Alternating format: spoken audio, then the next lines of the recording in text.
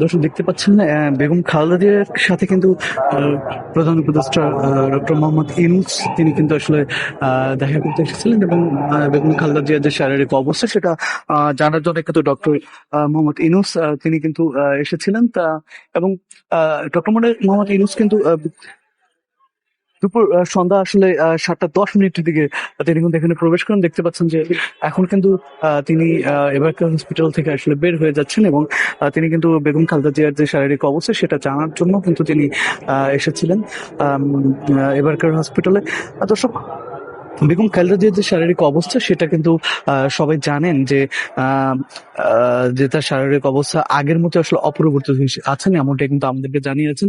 এবং দর্শক, বেগম খালেদা জিয়ার চিকিৎসার জন্য বিদেশ থেকে আজকে চীন এবং যুক্তরাজ্য থেকে যে চিকিৎসক দলটা এসেছিলেন তারা কিন্তু তাকে নিবিড় পর্যবেক্ষণে রেখেছেন এবং এই আজকে সন্ধ্যায় 7:10 কিন্তু প্রধান উপদেষ্টা ডক্টর মোহাম্মদ ইউনূস তিনি কিন্তু এসেছেন বেগম খালেদা জিয়ার যে শারীরিক অবস্থা সেটা জানার জন্য। এবং সেই সেই অবস্থা আপনারা আপনাদেরকে জানিয়ে রেখে যে এছাড়াও যে বিএনপি নেতাকর্মী যারা আছেন তারা কিন্তু আসছেন এবং সবাই কিন্তু বেগম খালেদা জিয়ার যে শারীরিক অবস্থা সেটা জানার জন্য কিন্তু আসলে সবাই আসলে এখানে আসছেন। বারে বারে প্রতিটি রাজনৈতিক দলের যে নেতাকর্মী যারা আছেন সবাই কিন্তু এখানে বেগম খালেদা জিয়ার শারীরিক অবস্থা জানার জন্য আসছেন। এবং এই ছিল আমাদের কাছে সর্বশেষ।